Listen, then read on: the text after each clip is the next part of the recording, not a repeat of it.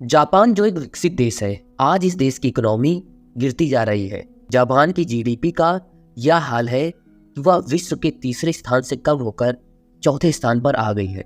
और दोस्तों, यह जीडीपी गिरावट लगातार जारी है।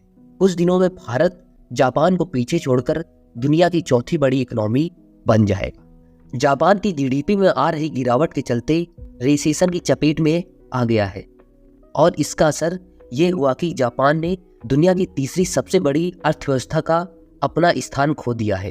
दोस्तों, जापान की जीडीपी अब 4.1 ट्रिलियन डॉलर पर आ गई है, जबकि इसे पछाड़ते हुए नंबर 3 पायदान पर पहुंची जर्मनी की जीडीपी का साइज 4.5 ट्रिलियन डॉलर हो गया है। रिपोर्ट के मुताबिक माने तो जापान के कैबिनेट कार्यालय की ओर से जो आंकड़े जारी किए गए हैं, उनसे भी यही संकेत मिल रहे हैं कि देश ने दुनिया की तीसरी सबसे बड़ी अर्थव्यवस्था का अपना स्थान खो दिया है। जापान की करेंसी की बात करें तो डॉलर के मुकाबले ये लगातार कमजोर होता जा रहा है। तो आखिर जीडीपी के गिरावट के क्या कारण हैं, आइए जानते हैं। दोस्तों, जापान की अर्थव्यवस्था अप्रत्याशित रूप से मंदी की चपेट में आ गई है। मतलब जापान में रिसेशन आ गया है। जापान की अर्थव्यवस्था कम होने की मेन कारण है जापान की उम्र बढ़ने और घटती आबादी से उत्पन्न काफी चुनौतियों का सामना करना पड़ रहा है। 2010 में जापान की पॉपुलेशन 128 मिलियन लोगों के शिखर पर थी और 2024 में यह 122 मिलियन लोगों तक गिर गई है। दोस्तों, जापान में 2022 में देश की कामकाजी आयु वाली आबादी कुल आबादी का लगभग 59% थी।